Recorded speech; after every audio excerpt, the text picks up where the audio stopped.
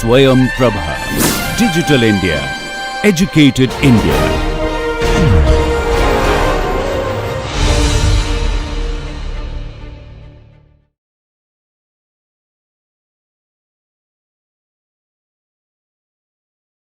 So here is a picture, which is one of my favorite pictures. I'm very keen to get hold of more photographs of Anglo-Indians, especially during the colonial period, because my research is focused on the colonial period and on the transition from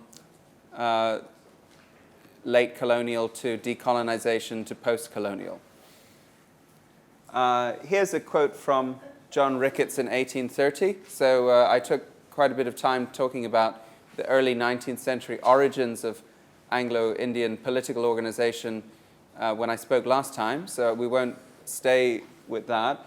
But it's interesting to see how, even in that early period, Ricketts felt that the British used Anglo-Indians as according to their own convenience, and defined the group according to their own convenience. And a lot of the definitions of who were to be included in this group were to some degree negotiated and dictated by the colonial East India Company authorities downwards towards the group. And there was a push in some instances to get the group to call themselves Indo-Britons at that time, which, like the word Anglo-Indians, emphasizes a connection with Britain and England. Okay, so here's an interesting quote which is worth having a look at, which shows the racial dimension of British thinking towards the end of the 19th century. So there is an early phase which generally referred to by the title of Dalrymple's book, White Mughals, an idea that in the early period there was more possibility of intermarriage, there was more possibility of cultural exchange. Of course, the power dynamics of that cultural exchange were still unequal.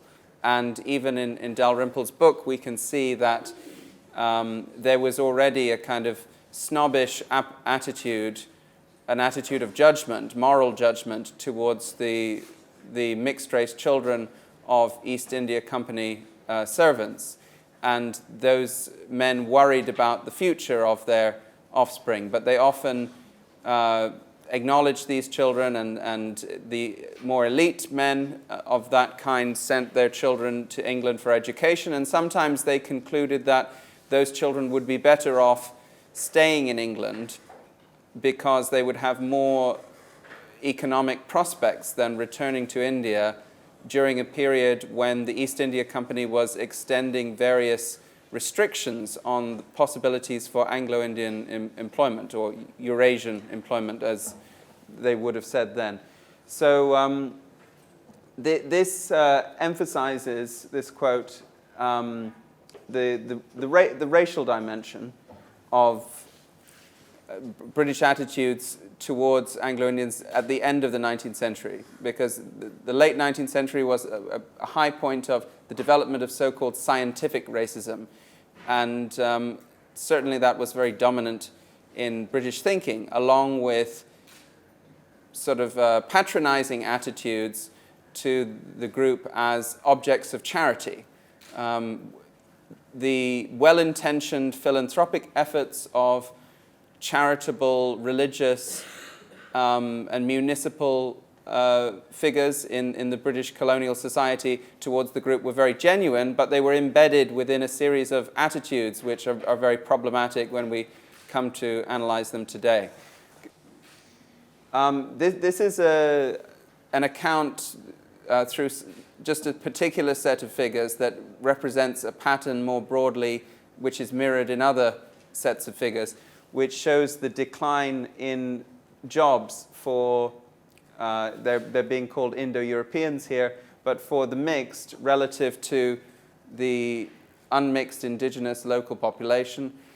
You can see that towards the end of the 19th century, there's a decline in relative and absolute terms, so that This is deputy magistrates, deputy collectors working in the service of the state, and it falls from something like 31.6% in the 1860s down to 11%. And it's a fall in absolute terms as well as in relative terms.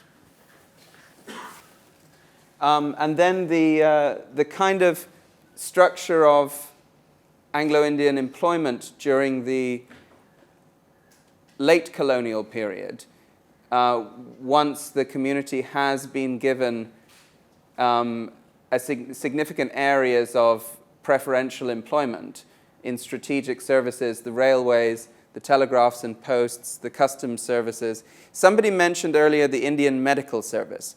That's interesting because very, very, very few Anglo-Indians were in the Indian Medical Service.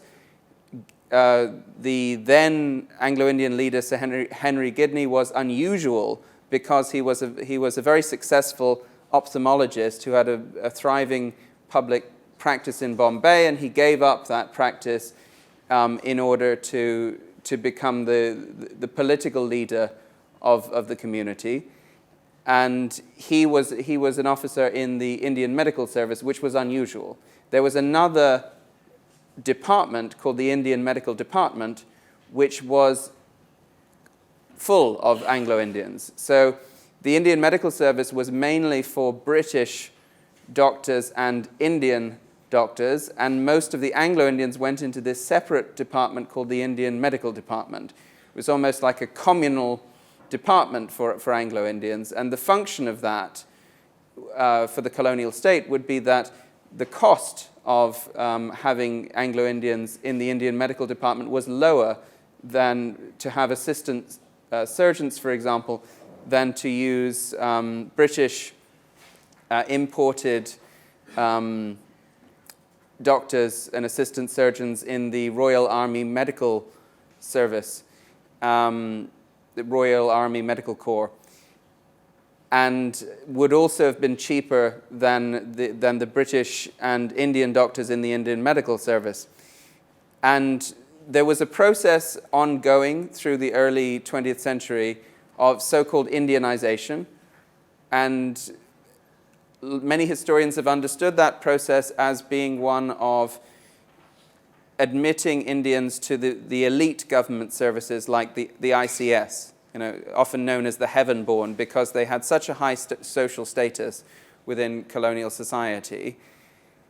And so there was pressure that Indians should be admitted to the ICS.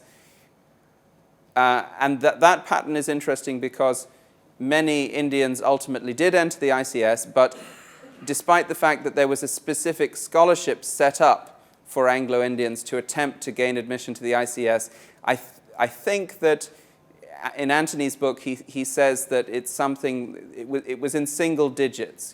During the whole late colonial period, there would have been many Indians who got into the ICS, and yet it was probably less than 10 Anglo-Indians during that whole period that ever entered the ICS. So services which were primarily British were being Indianized in response to the demands of Indian nationalists in the various legislatures, but that didn't create new openings for Anglo-Indians, and Anglo-Indians remained in the middle management positions of various government departments, and particularly those departments such as railways, telegraphs, and customs, which were strategically vital to the internal security of the Raj. The railways were used by the Raj to move around soldiers. And in the days before the internet, and before faxes, and before even widespread use of telephones, the most reliable way to communicate was the telegraphs. And so the colonial state needed to move it never had enough loyal troops, and if there was any problem with Indian troops, that if there was some kind of civil unrest or some kind of rebellion, they might not be trustworthy. They might side with the people revolting against the colonial state. Therefore, the kind of forces that the colonial state could rely upon in that circumstance with a small number of British units, along with some Gurkha regiments who could be relied on not to have local sympathies with particular communities, be they Hindu or Muslim. And the colonial state also thought a lot about how to incorporate Anglo-Indians, who were also regarded as being loyal, into some kind of system of military security for the Raj. So it made sense that they were in the railways and in the telegraphs, because those were the vital arterial infrastructure of security and of moving around and redeploying troops that could be relied upon in cases of civil disturbances.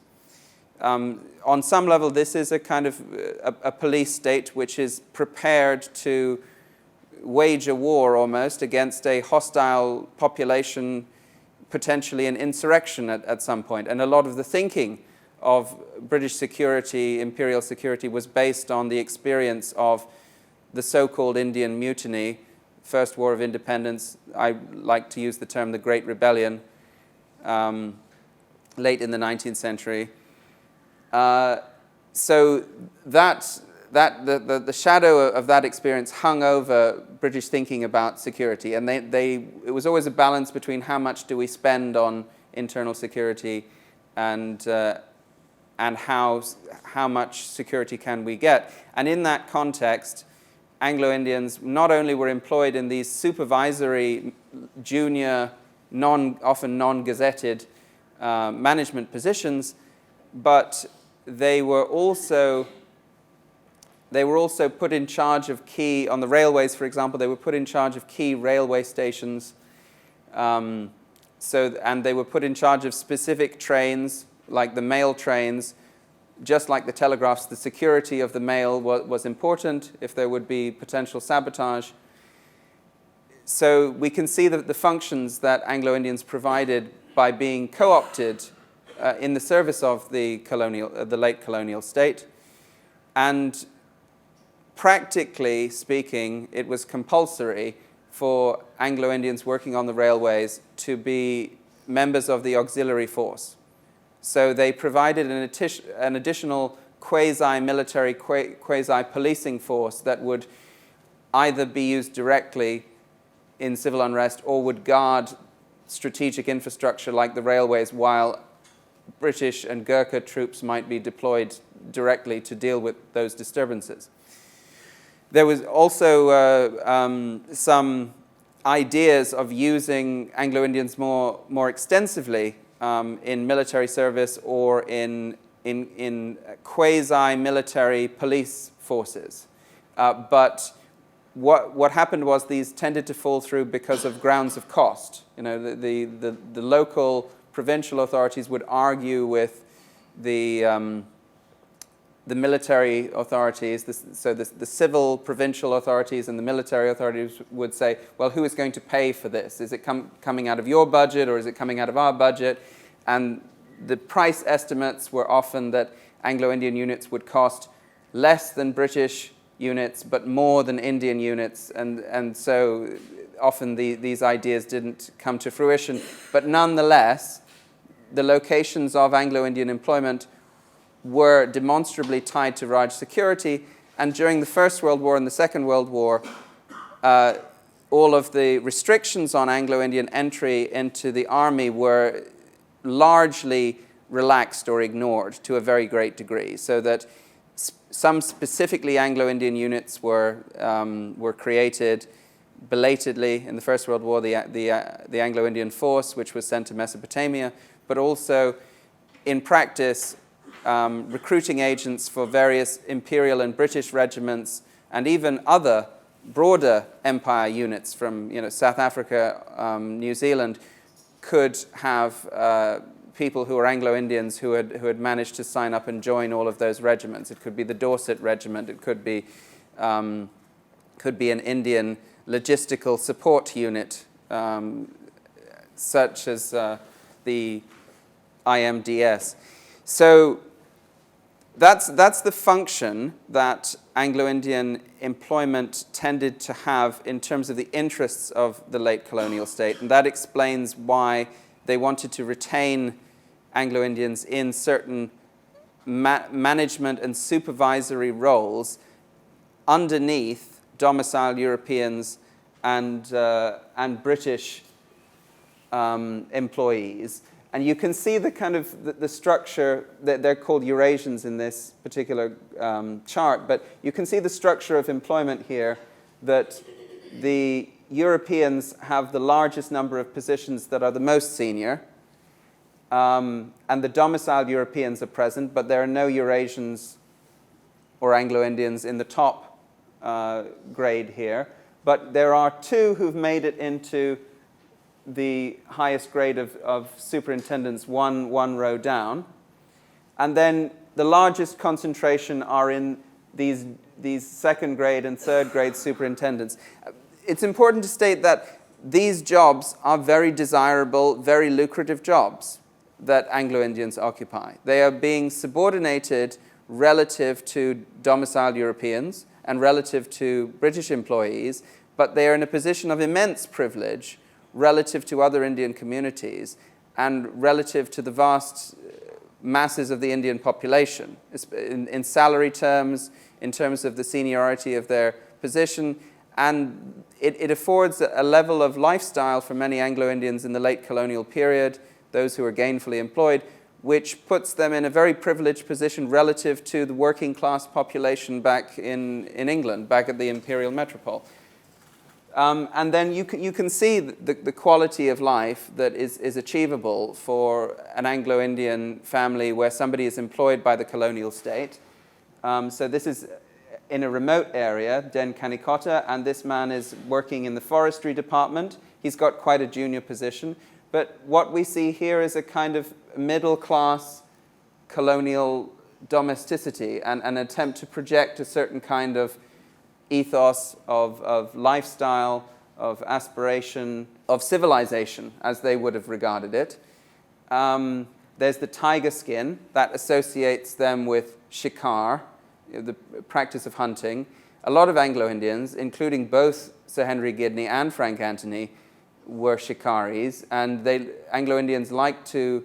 Anglo-Indians who could like to engage in hunting and shikari because it associated them with the elite colonial Britons, because elite colonial Britons and Indian Maharajas and princes liked to engage in hunting. So this was an elite practice. Most average Indians did not engage in it, but a lot of Anglo-Indians across different socioeconomic groups wanted to emulate this and did. And we can see one of the children has a hockey stick, which points towards the importance of hockey in particular in Anglo-Indian schools. European-looking dolls and clothes, which obviously follow European styles. That's the Anglo-Indian force I mentioned, which was belatedly sanctioned to fight in the First World War in Mesopotamia. By the time that it was sanctioned, when the British realized they needed more manpower than they thought to fight the war, already large numbers of Anglo-Indians had already entered various other British and imperial units through pretending to be British or European. So there's the Women's Auxiliary Corps India. My grandmother was an officer in the Wakai, and she used to tell me stories about her time in Burma and a trip that she took to Afghanistan when she had the opportunity to go to Kabul, but she insisted that she wanted to go to Kandahar because she'd heard a poem about there being spices in Kandahar. And then I mentioned last time, and it was brought up this morning as well, the uniforms that the Wakai officers included Indian women of other communities, particularly Indian Christians as well, and so choosing a sari would be likely to be a choice or to signify that you were from an Indian Christian background, for example. Wearing a skirt, a more British style, made you seem like part of the British imperial forces during the war. This is the Anglo-Indian Association in London in 1935. The association in London was trying to shape the community's demands to the British government in Britain, And they had arguments with Gidney, who said that the London Association is comprised of Anglo-Indians in London, so it shouldn't purport to represent the community in India, and it doesn't have a mandate to represent the community in India. So there were some power struggles there, and equally there were power struggles over representation with the Southern Anglo-Indian Association, which refused to amalgamate with the All India and Burma Anglo-Indian and Domiciled European Association. So here's a map showing the branches of the All India and Burma Anglo-Indian and Domiciled European Association. So it's very widespread coverage. We should remember that, like some of the branches of the early Indian National Congress Party, were simply a plaque on a local lawyer's door. You know, they weren't, not all branches of the Congress were necessarily really active branches. But when I look at the various positions of the office holders of these provincial branches, most of these seem to have been actually real offices representing a very large number of Anglo-Indian communities spread across India and Burma. You can note that there's 3 or 4 branches in what became a separate territory from British India. Burma separated in 1935, and up to that point was treated as a province of British India. I particularly like this cartoon, and I think I'm likely to use it in almost every publication that I ever do, like wherever possible. It really shows how Anglo-Indians like to perceive themselves. It's a cartoon that's making an argument about constitutional safeguards, that what the Anglo-Indians are asking for is less than what the other minorities, the Dalits and the Muslims, are asking for. They're asking only for temporary safeguards.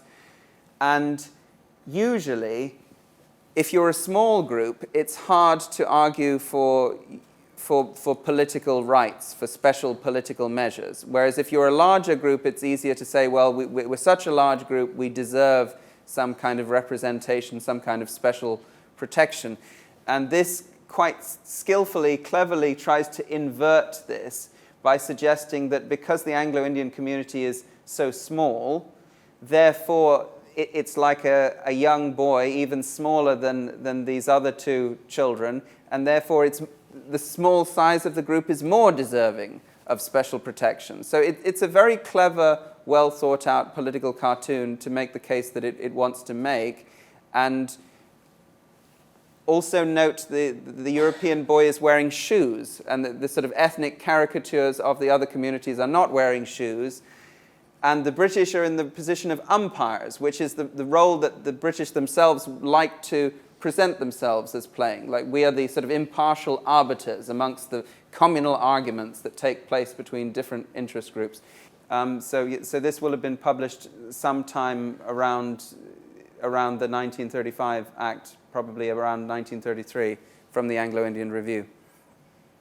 And then this is a very schematic diagram of a model Anglo-Indian colony in Whitefield. There were multiple plans for different suburbs, different kind of sections of what would be Whitefield. And this is the most geometrically neat design, perhaps too artificial, too planned and unrealistic. But it includes a village green, a church on the top of a hill, a sort of town center meeting place. I mean, it's very neatly thought out. So it points towards a great deal of planning and a kind of utopianism that characterized a lot of the agricultural schemes. The other thing I should say is that these agricultural schemes, colonies, whether they would be within mainland India or in the Indian Ocean, such as the Andaman Islands, or whether they would even be further abroad, such as in former Dutch, German New Guinea, these kind of ideas spanned a much longer period of time than I imagined when I began my research, because back in that earlier period of the Ricketts Petition, around 1830 and 1829, there were suggestions in one of the three presidencies that the group would be given a special site, which would be a palace at Poolshare or Foolshare, in which they would develop some kind of agricultural training center for agricultural and horticultural skills to be taught to Anglo-Indian youth. So I think that all the way back in around 1830, Sir John Malcolm, the governor of Bombay, was proposing to the Anglo-Indians, to the then Eurasians, that some kind of agricultural training scheme could be the solution to their economic problems. So we begin with these kind of ideas all the way back at the early part of the 19th century, and these kind of ideas and projects, whether they're acted upon or not, persist all the way till about the 1960s, when the Anglo-Burman community is suggesting some kind of joint colonization scheme with Anglo-Indians in the Andaman Islands.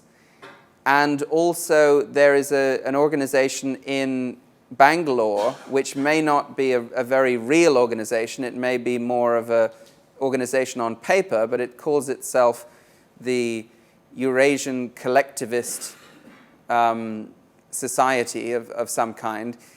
And it proposes that there should be a pan-Eurasian colony of mixed-race peoples, not only from India, but from the rest of the European empires in Asia, and that they should together collectively create an agricultural colony. And what is the potential model for these colony projects? In that case, a state, somewhere outside of India, would be conceived of as something like Israel, or you could of course compare it with Pakistan, that you're going to create a new country essentially, and explicitly they do look to examples like Israel, where there are these kibbutz and large-scale Jewish settlement in Mandate Palestine before the creation of the State of Israel.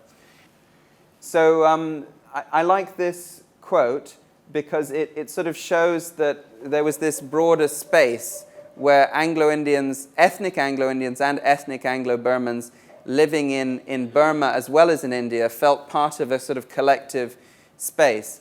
And these are 5 young unmarried men who are in Burma, a little jungle station where Anglo-Indians were few and far between. This is in 1934. And they saw one of the magazines promoting the McCluskey colony, and they're basically saying that it's a great inspiration to them. And I like the language here because they say this could be our Mecca, which is an interesting image. One of the Anglo-Indian, one of the McCluskey promotional magazines describes McCluskey as our Muluk. So you have a wide range of interesting terms, as well as comparisons with a Jewish settlement in Mandate Palestine, that somehow that we're looking for a Zion in that case, and in this case we're looking for a Mecca.